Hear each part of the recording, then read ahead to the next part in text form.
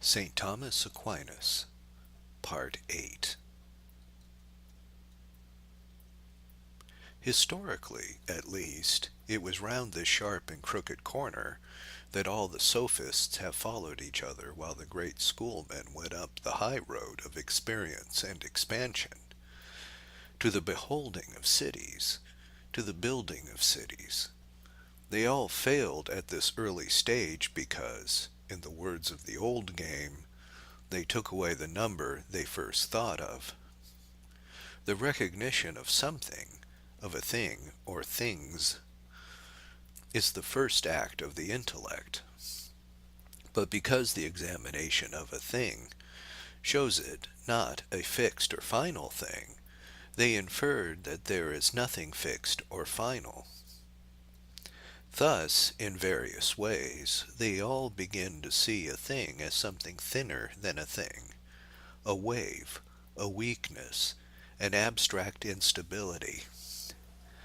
St. Thomas, to use the same rude figure, saw a thing that was thicker than a thing, that was even more solid than the solid but secondary facts he had started by admitting as facts.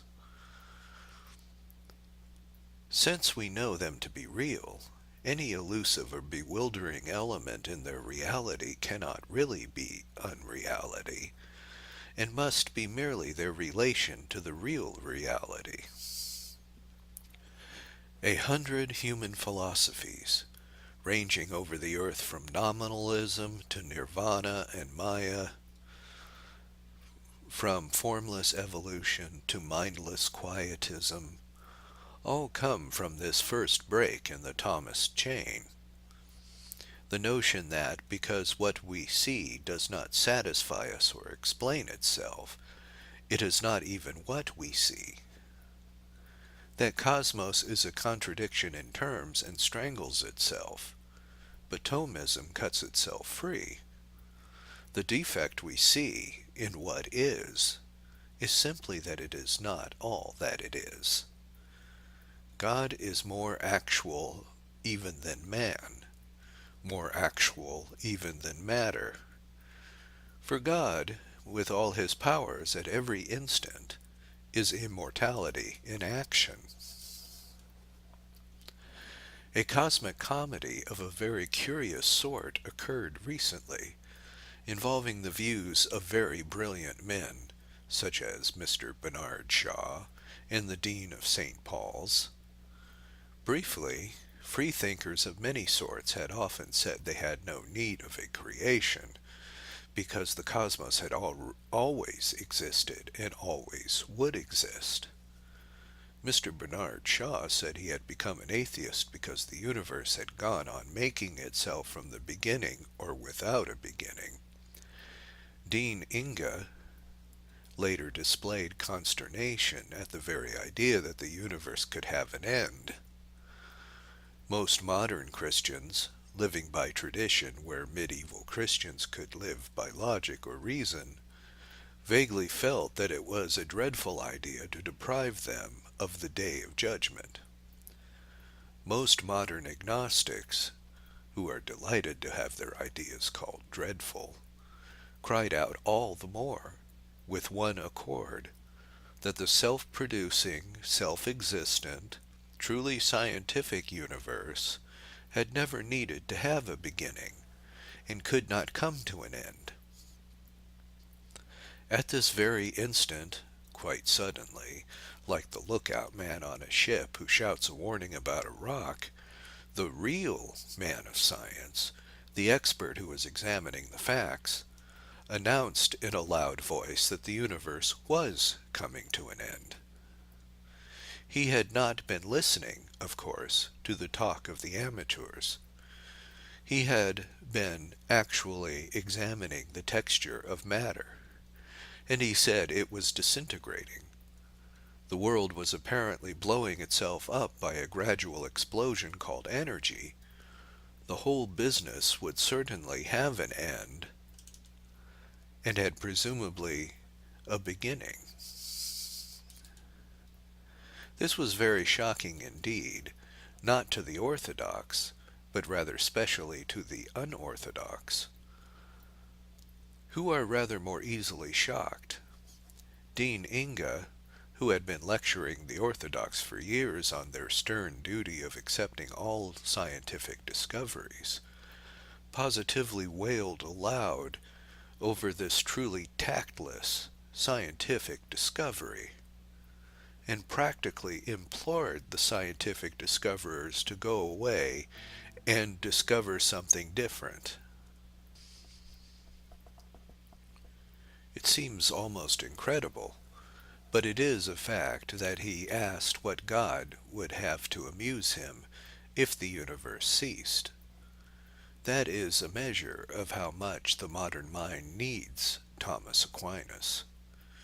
But even without Aquinas, I can hardly conceive any educated man, let alone such a learned man, believing in God at all without assuming that God contains in himself every perfection, including eternal joy. He does not require the solar system to entertain him like a circus.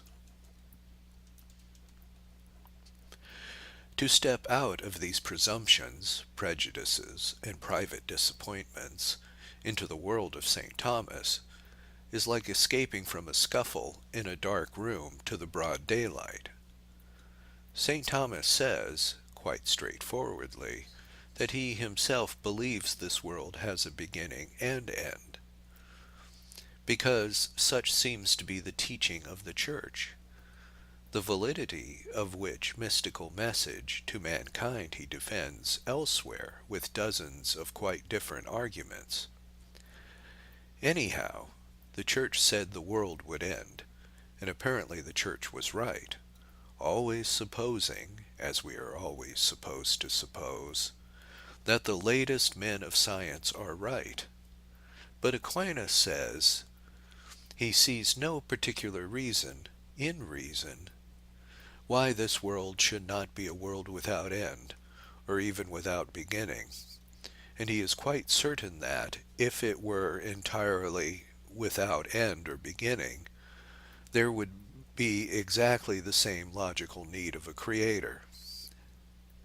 Anybody who does not see that, he gently implies, does not really understand what is meant by a creator. For what St. Thomas means is not a medieval picture of an old king, but the second step in the great argument about ends or being. The second point, which is so desperately difficult to put correctly in popular language. That is why I have introduced it here in the particular form of the argument that there must be a creator even if there is no day of creation. Looking at being as it is now, as the baby looks at the grass, we see a second thing about it. In quite popular language, it looks secondary and dependent. Existence exists, but it is not sufficiently self-existent, and would never become so merely by going on existing. The same primary sense which tells us it is being tells us that it is not perfect being, not merely imperfect in the popular controversial sense of containing sin or sorrow, but imperfect as being, less actual than the actuality it implies. For instance, its being is not only becoming, beginning to be or ceasing to be. It implies a more constant or complete thing, of which it gives in itself no example. That is the meaning of that basic medieval phrase, everything that is moved by another, which, in the clear subtlety of St. Thomas, means inexpressibly more than a mere deistic somebody wound up the clock, with which it is probably often confounded. Anyone who thinks deeply will see that motion has about it an essential incompleteness, which approximates to something more complete. The actual argument is rather technical, and concerns the fact that potentiality does not explain itself. Moreover, in any case, unfolding must be of something folded. Suffice it to say that the mere modern evolutionists who would ignore the argument do not do so because they have discovered any flaw in the argument, for they have never discovered the argument itself. They do so because they are too shallow to see the flaw in their own argument, for the weakness of their thesis is covered by fashionable phraseology, as the strength of the old thesis is covered by old-fashioned phraseology. But for those who really think, there is always something really unthinkable about the whole evolutionary cosmos, as they conceive it, because it is something coming out of nothing, an ever-increasing flood of water pouring out of an empty jug. Those who can simply accept that, even without seeing the difficulty, are not likely to go so deep as Aquinas and see the solution of his difficulty. In a word, the world does not explain itself, and cannot do so merely by continuing to expand itself. But anyhow, it is absurd for the evolutionist to complain that it is unthinkable for an admittedly unthinkable God to make everything out of nothing, and then pretend that it is more thinkable that nothing should turn itself into everything. We have seen that most philosophers simply fail to philosophize about things because they change. They also fail to philosophize about things because they differ. We have no space to follow St. Thomas through all these negative heresies. But a word must be said about nominalism, or the doubt founded on the things that differ. Everyone knows that the nominalist declared all things differ too much to be really classified, so that they are only labeled. Aquinas was a firm but moderate realist, therefore held that there really are general qualities, as that human beings are human, amid other paradoxes. To be an extreme realist would have taken him too near to being a Platonist. He recognized that individuality is real, but said that it coexists with a common character, making some generalization possible. In fact, as in most things, he had said what all common sense would say, if no intelligent heretics had ever disturbed it. Nevertheless, they still continue to disturb it. I remember when Mr. H.G. Wells had an alarming fit of nominalist philosophy, and poured forth book after book to argue that everything is unique and untypical, as that a man is so much an individual that he is not even a man. It is a quaint and almost comic fact that this chaotic negation especially attracts those who are always complaining of social chaos, and who propose to replace it by the most sweeping social regulations. It is the very men who say that nothing can be classified, who say that everything must be codified. Thus Mr. Bernard Shaw said that the only golden rule is that there is no golden rule. He prefers an iron rule, as in Russia. But this is only a small inconsistency in some moderns as individuals. There is a much deeper inconsistency in them as theorists in relation to the general theory called creative evolution. They seem to imagine that they avoid the metaphysical doubt about the mere change by assuming, it is not very clear why, that the change will always be for the better. But the mathematical difficulty of finding a corner in a curve is not altered by turning the chart upside down, saying that a downward curve is now an upward curve. The point is that there is no point in the curve, no place at which we have a logical right to say that the curve has reached its climax, or revealed its origin, or come to its end. It makes no difference that they choose to be cheerful about it, and say it is enough that there is always a beyond.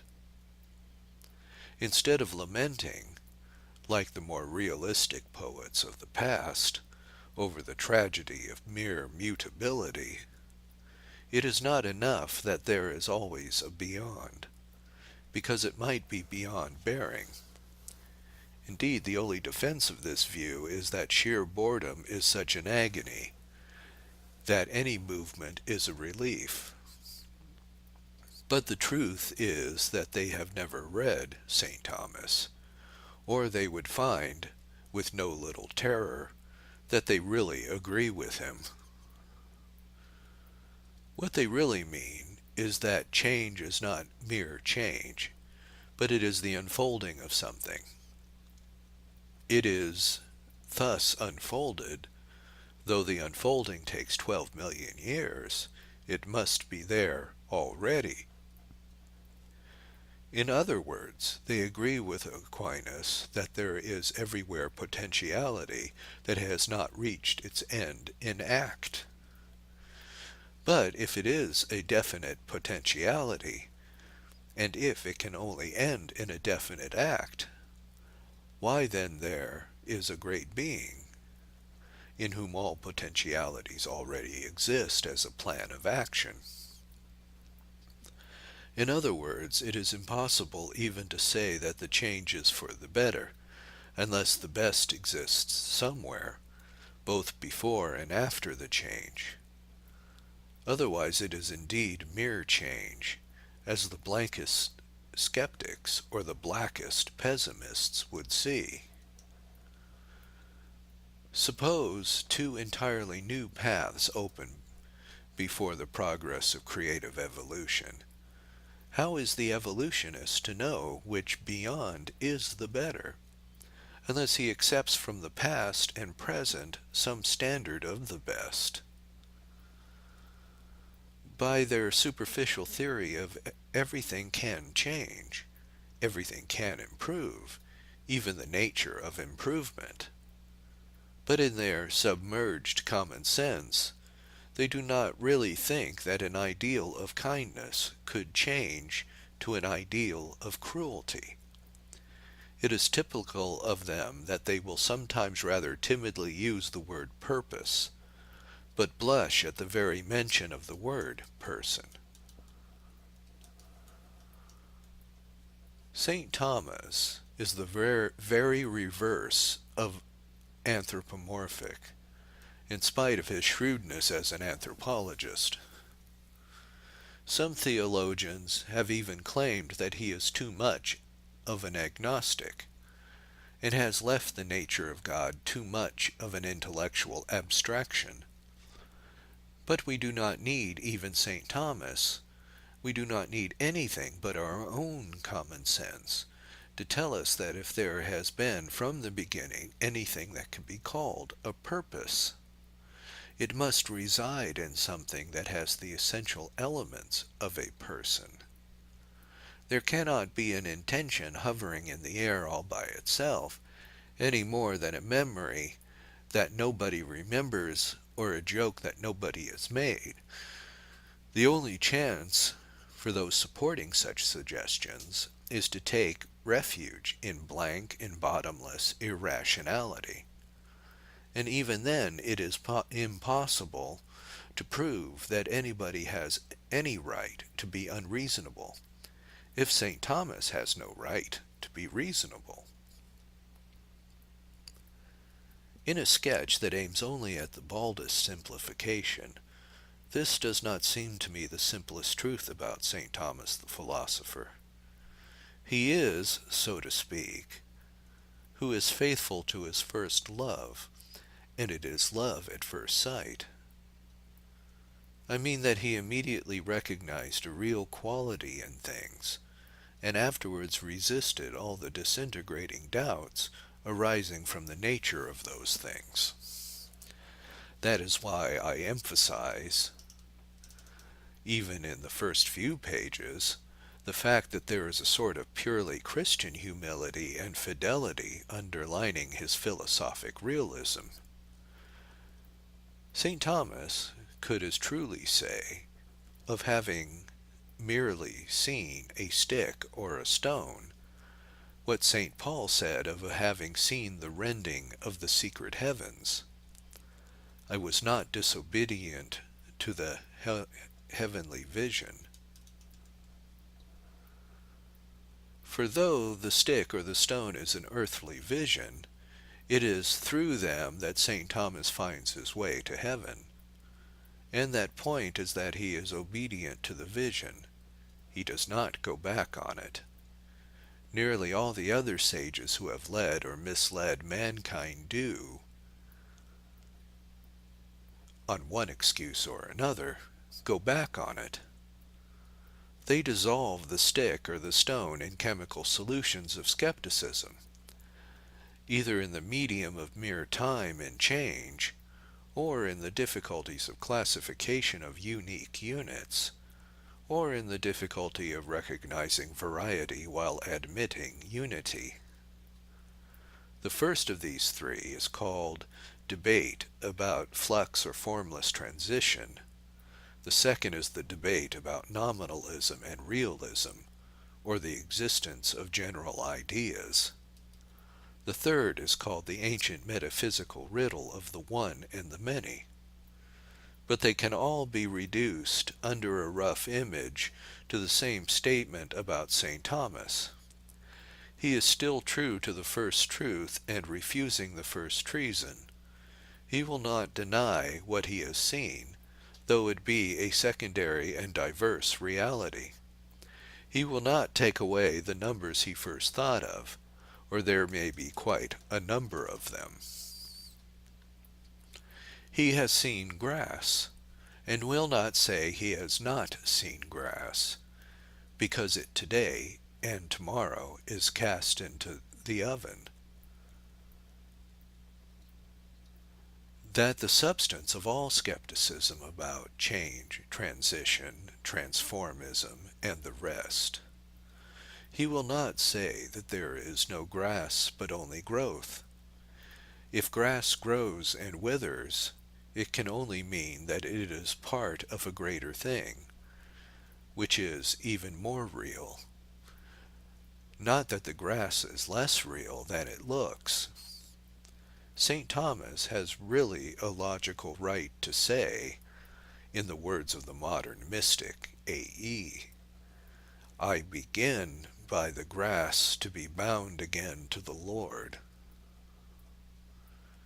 He has seen grass and grain, and he will not say that they do not differ, because there is something common to grass and grain.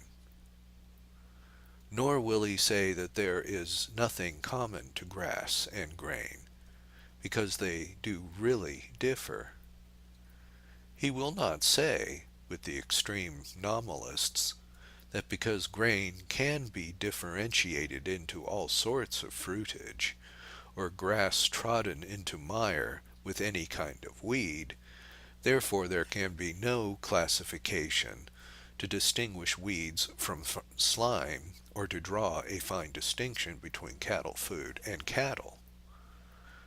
He will not say with the extreme Platonists, on the one hand, that he saw the perfect fruit of his own head by shutting his eyes, before he saw the difference between grass and grain. He saw one thing, and then another thing, and then a common quality. But he does not really pretend that he saw the quality before the thing.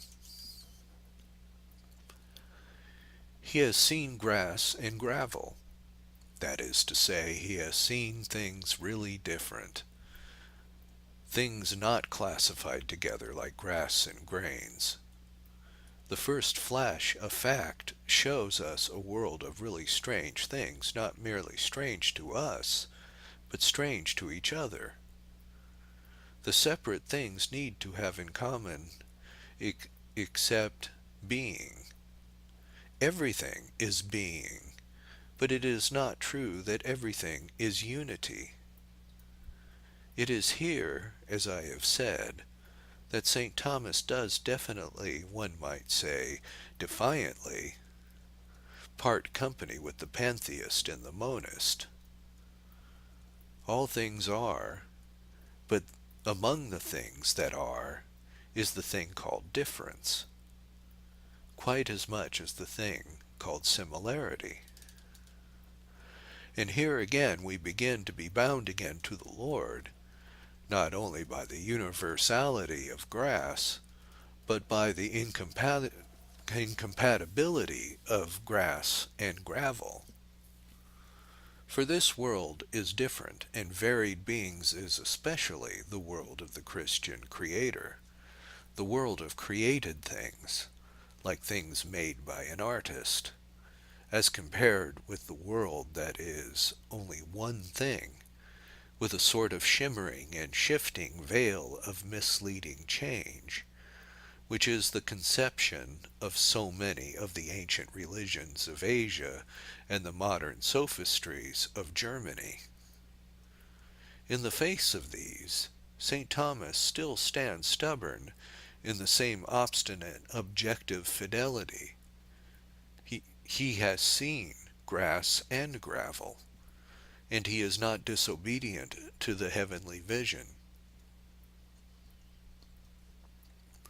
To sum up, the reality of things, the mutability of things, the diversity of things, and all other such things that can be attributed to things, is followed carefully by the medieval philosopher, without losing touch with the original point of the reality.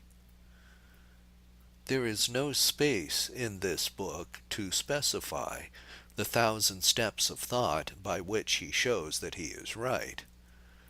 But the point is that, even apart from being right, he is real. He is a realist in a rather curious sense of his own, which is a third thing, distinct from the almost contrary medieval and modern meanings of the word. Even doubts and difficulties about reality have driven him to believe in more reality rather than less. The deceitfulness of things, which has had so sad an effect on so many sages, has almost a contrary effect on this sage. If things deceive us, it is by being more real than they seem.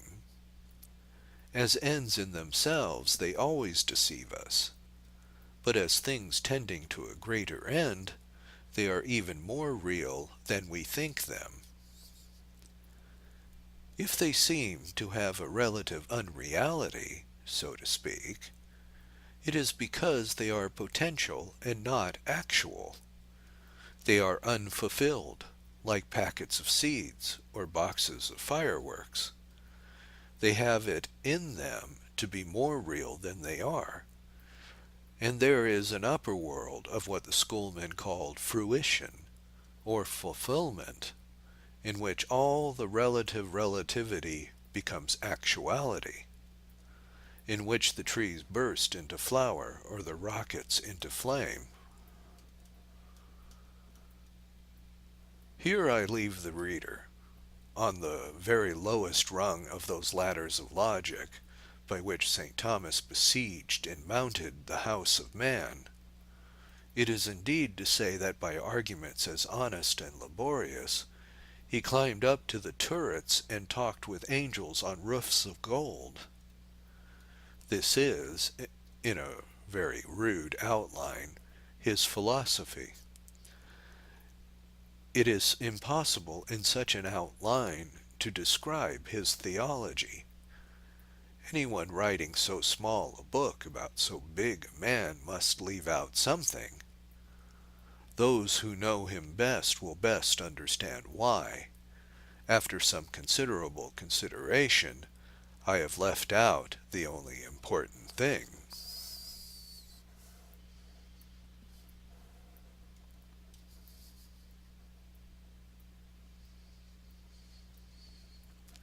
Chapter 8. The sequel to St. Thomas.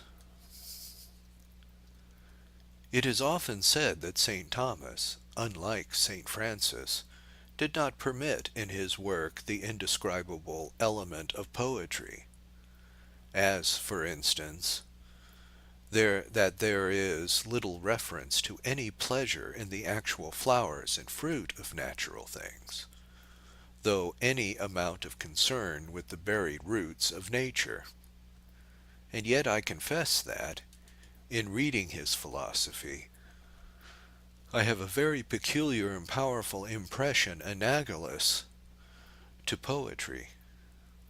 Curiously enough, it is in some ways more analogous to painting, and reminds me very much of the effect produced by the best of the modern painters, when they throw a strange and almost crude light upon stark and rectangular objects, or seem to be groping for rather than grasping the very pillars of the subconscious mind. It is probably because there is in his work a quality which is primitive, in the best sense of a badly misused word. But anyhow, the pleasure is definitely not only of the reason, but also of the imagination. Perhaps the impression is connected with the fact that painters deal with things without words. An artist draws quite gravely the grand curves of a pig, because he is not thinking of the word pig. There is no thinker who is so unmistakably thinking about things and not being misled by the indirect influence of words as St. Thomas Aquinas. It is true, in that sense, that he has not the advantage of words any more than the disadvantage of words. Here he differs sharply, for instance, from St. Augustine, who, among other things, a wit. He was also a sort of prose poet, with a power over words in their atmospheric and emotional aspect, so that his books abound with beautiful passages that rise in the memory like strains of music.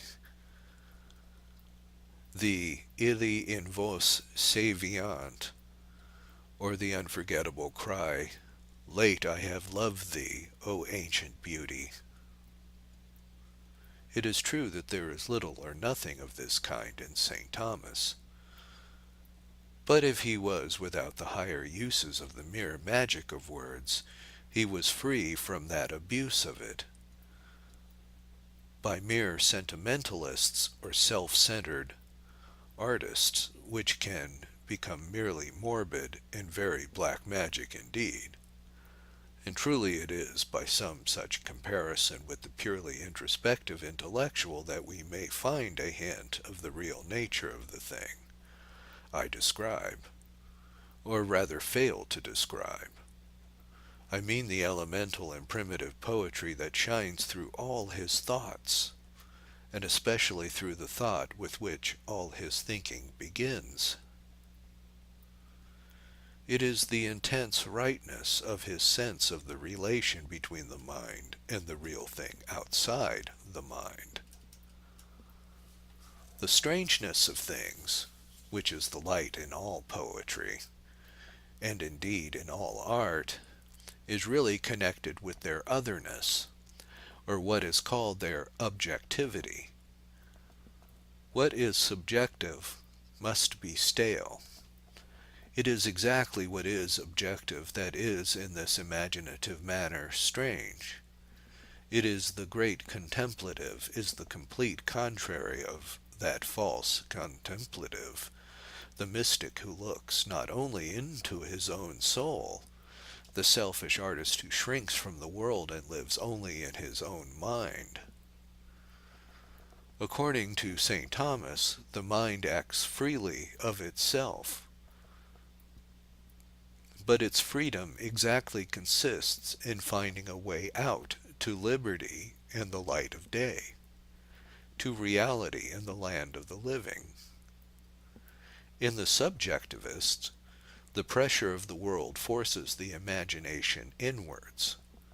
In the Thomist, the energy of the mind forces the imagination outwards, but because the images it seeks are real things.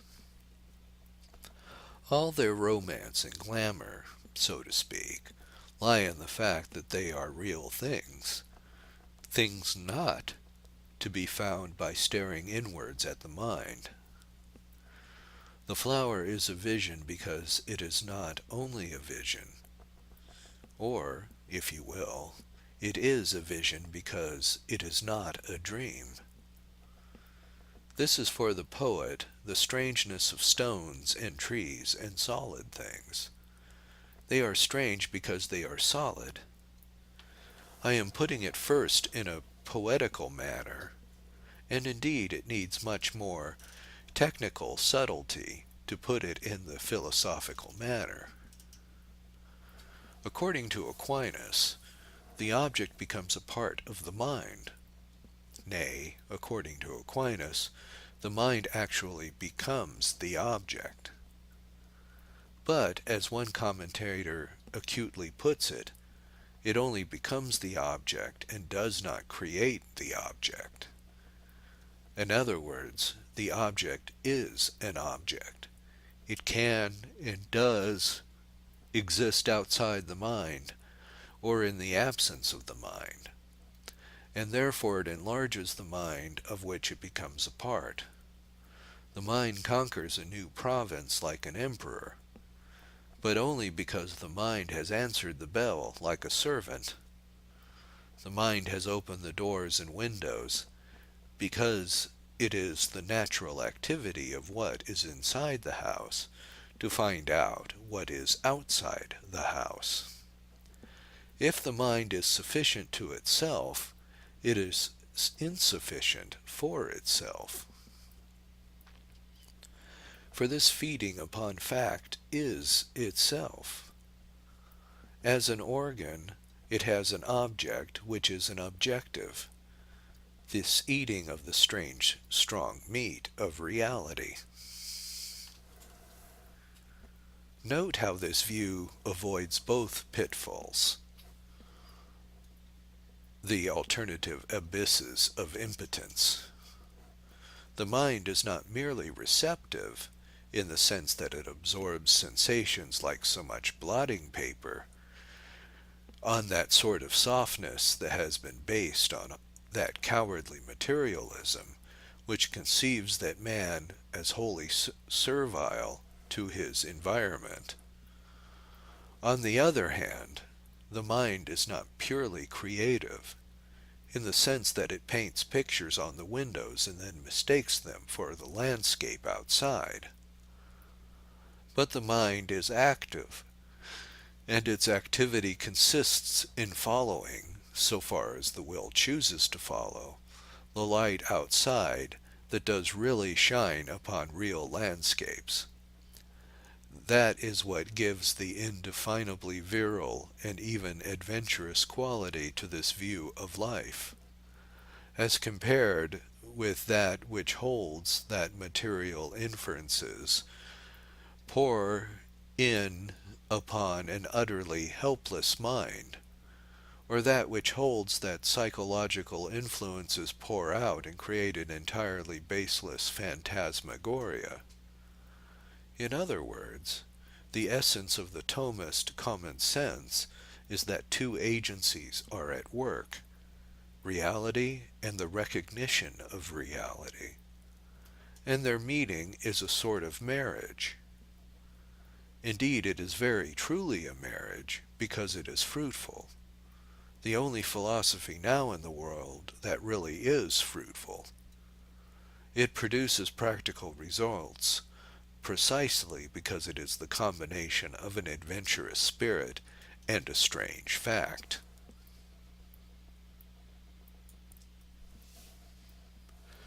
M. Maritain has used an admirable metaphor in his book Theonis, when he says that the external fact fertilizes the internal intelligence, as a bee fertilizes the flower. Anyhow, upon that marriage, or whatever it may be called, the whole system of St. Thomas is founded. God made man so that he was capable of coming in contact with reality, and those whom God hath joined, let no man put asunder. Now it is worthy of remark that it is the only working philosophy. Of nearly all other philosophies, it is strictly true that their followers work in spite of them, or do not work at all. No skeptics work skeptically. No fatalists work fatalistically. All without exception work on the principle that it is possible to assume what it is not possible to believe. No materialist who thinks his mind was made up for him by mud and blood and heredity has any hesitation in making up his mind. No skeptic who believes that truth is subjective has any hesitation about treating it as objective. Thus, St. Thomas's work has a constructive quality absent from almost all cosmic systems after him.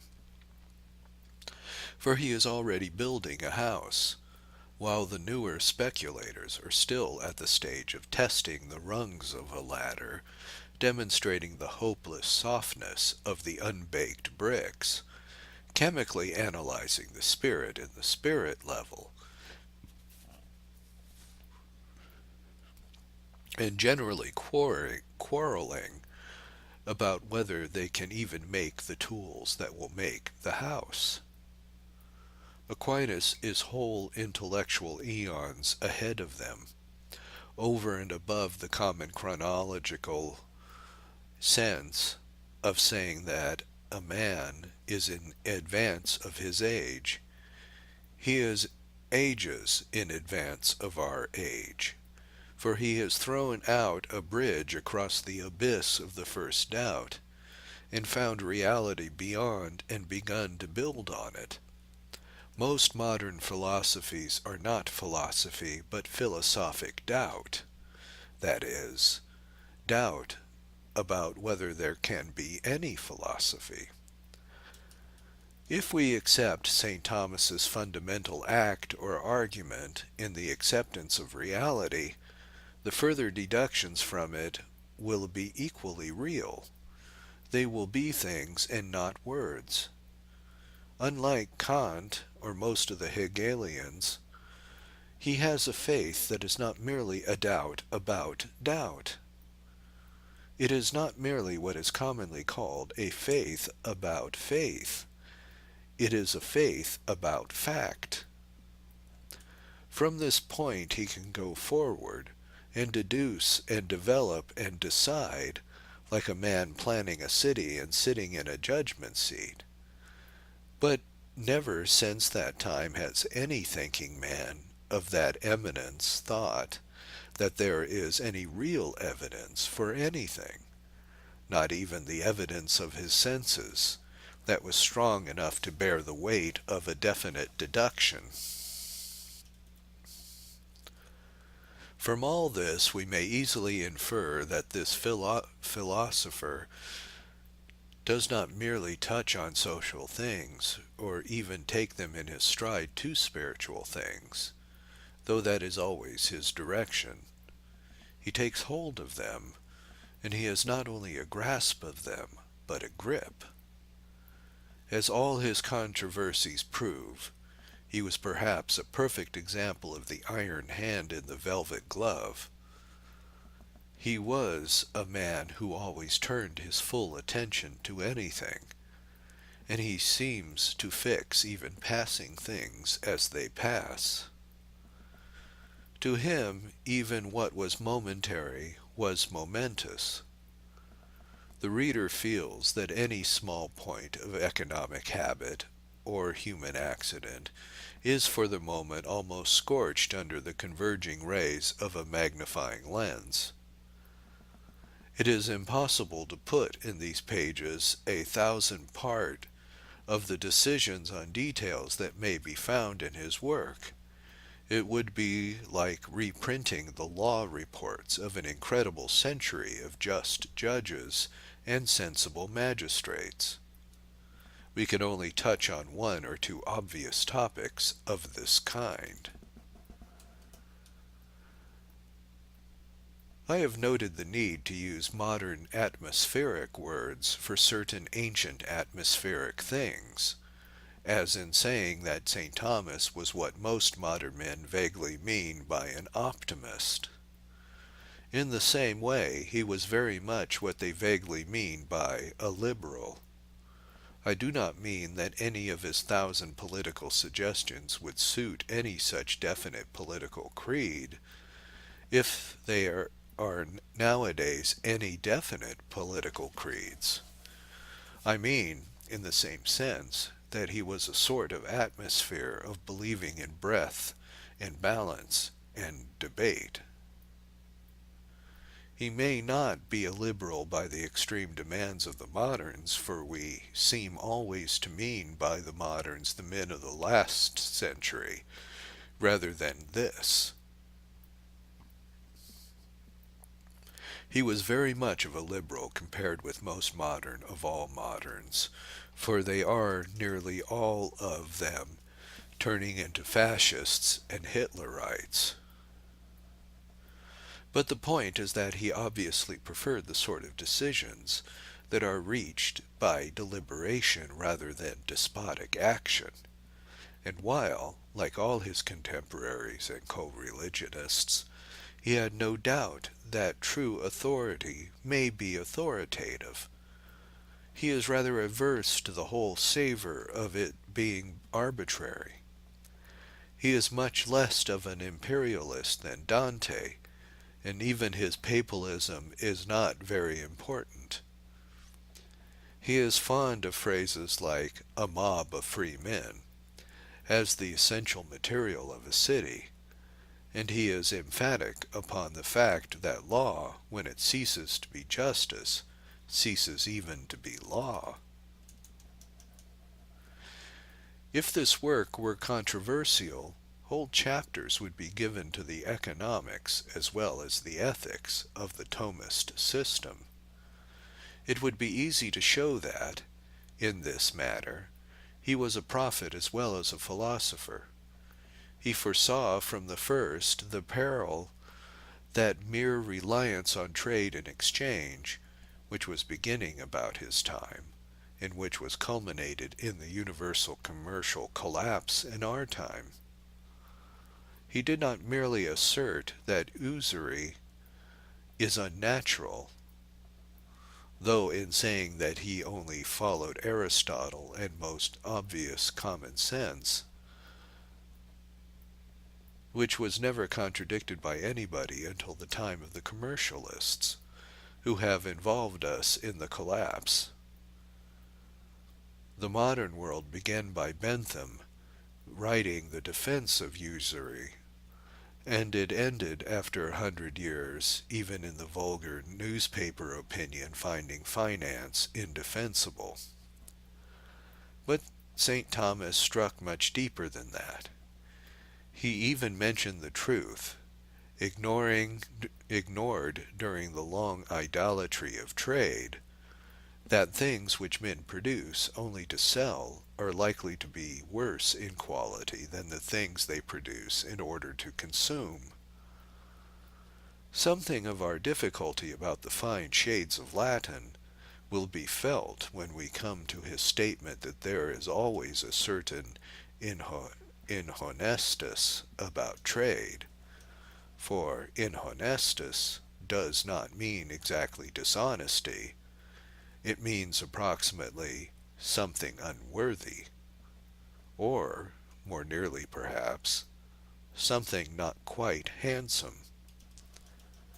And he was right, for trade, in the modern sense, does mean selling something for a little more than it is worth, or would the 19th century economists have denied it? They would have only said that he was not practical, and this seemed sound while their view led to practical prosperity. Things are a little different now that it has led to universal bankruptcy.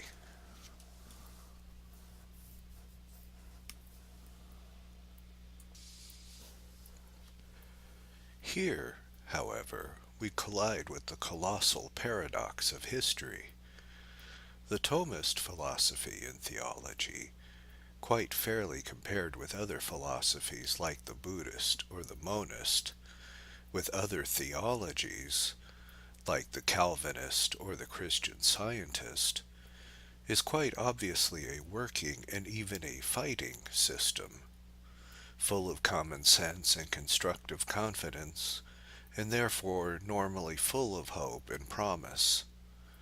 Nor is this hope vain or the promise unfulfilled. In this not very hopeful modern moment, there are no men so hopeful as those who are today looking to St. Thomas as a leader in 100 crying questions of craftsmanship and ownership and economic ethics. There is undoubtedly a hope and a creative Thomism in our time, but we are none the less puzzled by the fact that this did not immediately follow on St. Thomas's time. It is true that there was a great march of progress in the 13th century, and in some things, such as the status of the peasant, matters had greatly improved by the end of the Middle Ages. But nobody can honestly say that scholasticism had greatly improved by the end of the Middle Ages. Nobody can tell how far the popular spirit of the friars had helped the later popular medieval movements, or how far this great friar, with his luminous rules of justice and his lifelong sympathy with the poor, may have indirectly contributed to the improvement that certainly occurred. But those who followed his method, as distinct from his moral spirit, degenerated with a strange rapidity, and it was certainly not in the scholastics that the improvement occurred. Some of the scholastics, we can only say that they took everything that was worst in scholasticism and made it worse. They continued to count the steps of logic, but every step of logic took them further from common sense. They forgot how St. Thomas had started almost as an agnostic, and seemed resolved to leave nothing in heaven or hell about which anybody could be agnostic. They were a sort of rabid rationalists, who would have left no mysteries in the faith at all. In the earliest scholasticism there is something that strikes a modern as fanciful and pedantic, but, properly understood, it has a fine spirit in its fancy. It is the spirit of freedom, and especially the spirit of free will. Nothing seems more quaint, for instance, than the speculations about what would have happened to every vegetable or animal or angel if Eve had chosen not to eat the fruit of the tree. But this was originally full of the thrill of choice, and the feeling that she might have chosen otherwise. It was this detailed detective method that was followed, without the thrill of the original detective story. The world was cumbered with countless tomes, proving by logic 1,000 things that can be known only to God. They developed all that was really sterile in scholasticism, and left for us all that is really fruitful in Thomism. There are many historical explanations. There is the Black Death, which broke the back of the Middle Ages, the consequent decline in clerical culture, which did so much to provoke the Reformation. But I suspect that there was another cause also, which can only be stated by saying that the contemporary fanatics, who controverted with Aquinas, left their own school behind them, and in a sense that school triumphed after all. The really narrow Augustinians, the men who saw the Christian life only as the narrow way, the men who could not even comprehend the great Dominican's exultation in the blaze of being, or the glory of God in all his creatures, the men who continued to insist feverishly on every text, and even on every truth, that appeared pessimistic or paralyzing. These gloomy Christians could not be extirpated from Christendom, and they remained and waited for their chance. The narrow Augustinians, the men who would have no science or reason or rational use of secular things, might have been defeated in controversy, but they had an accumulated passion of conviction. There was an Augustinian monastery in the north, where it was near to explosion. Thomas Aquinas had struck his blow, but he had not entirely settled the Manichees. The Manichees are not so easily settled, in the sense of settled forever. He had ensured that the main outline of the Christianity that has come down to us should be supernatural, but not anti-natural, and should never be darkened with a false spirituality to the oblivion of the Creator and the Christ who was made man.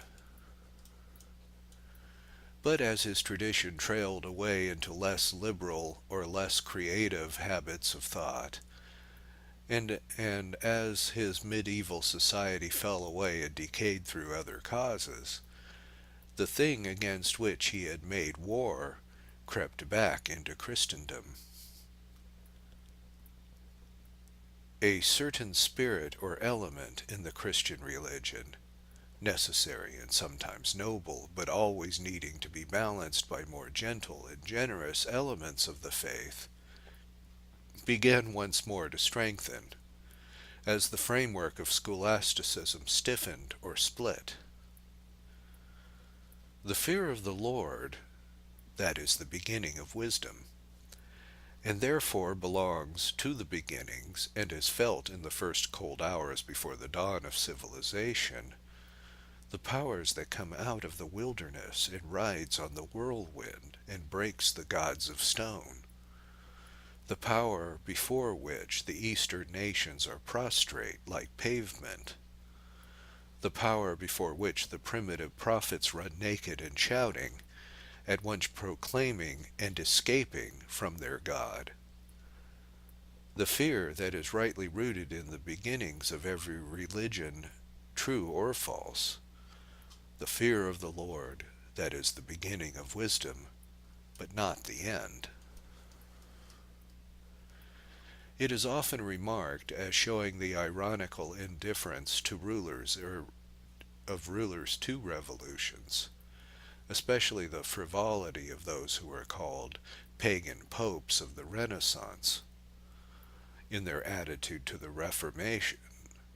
And when the Pope first heard of the first movements of Protestantism, which had started in Germany, he only said in an offhand manner that it was some quarrel of monks.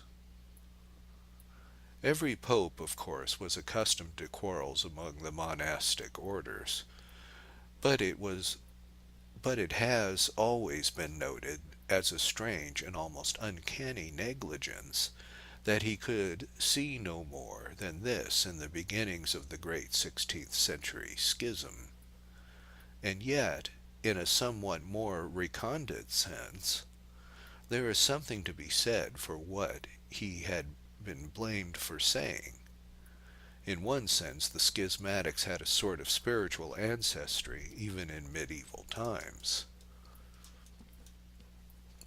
It will be found earlier in this book, and it was a quarrel of monks. We have seen how the great name of Augustine, a name never mentioned by Aquinas without respect, but often mentioned without agreement, covered an Augustinian school of thought naturally lingering longest in the Augustinian order. The difference, like every difference between Catholics, was only a difference of emphasis. The Augustinians stressed the idea of the impotence of man before God, the omniscience of God about the destiny of man, the need for holy fear and the humiliation of intellectual pride, more than the opposite and corresponding truths of free will, or human dignity, or good works. In this they did, in a sense, continue the distinctive note of St. Augustine, who is even now regarded as relatively the determinist doctor of the order. But there is emphasis and emphasis, and a time was coming when emphasizing the one side was to mean flatly contradicting the other. Perhaps, after all, it did begin with a quarrel of monks, but the Pope was yet to learn how quarrelsome a monk could be. For there was one particular monk in that Augustinian monastery in the German forests, who may be said to have had a single and special talent for emphasis and nothing else except emphasis. For emphasis was the quality of an earthquake. He was the son of a slate cutter, a man with a great voice and a certain volume of personality, brooding, sincere, decidedly morbid, and his name was Martin Luther. Neither Augustine nor the Augustinians would have desired to see the day of that vindication of the Augustinian tradition, but in one sense, perhaps, the Augustinian tradition was avenged after all. It came out of its cell again, in the day of storm and ruin, and cried out with a new and mighty voice for an elemental and emotional religion, and for the destruction of all philosophies. It had a peculiar horror and loathing of the great Greek philosophies, and of the scholasticism that had been founded on those philosophies. It had one theory that was the destruction of all theories. In fact, it had its own theology, which was itself the death of theology. Man could say nothing to God, nothing from God, nothing about God, except an almost inarticulate cry for mercy and for the supernatural help of Christ, in a world where all natural things were useless. Reason was useless. Will was useless. Man could not move himself an inch any more than a stone. Man could not trust what was in his head any more than a turnip. Nothing remained in earth or heaven, but the name of Christ lifted in that lonely imprecation, awful as the cry of a beast in pain. We must be just to those huge human figures, who are in fact the hinges of history. However strong, and rightly strong, be our own controversial conviction, it must never mislead us into thinking that something trivial had transformed the world. So it is with that great Augustinian monk, who avenged all the ascetic Augustinians of the Middle Ages, and whose broad and burly figure has been big enough to block out for 4 centuries the distant human mountain of Aquinas. It is not, as the moderns delight to say, a question of theology.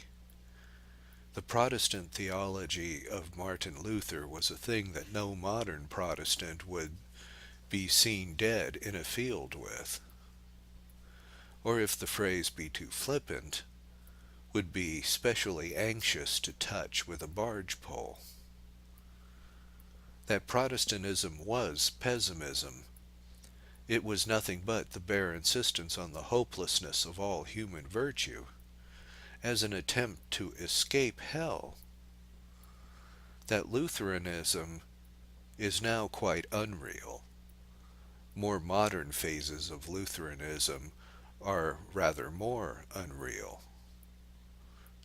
But Luther was not unreal. He was one of those great elemental barbarians to whom it is indeed given to change the world.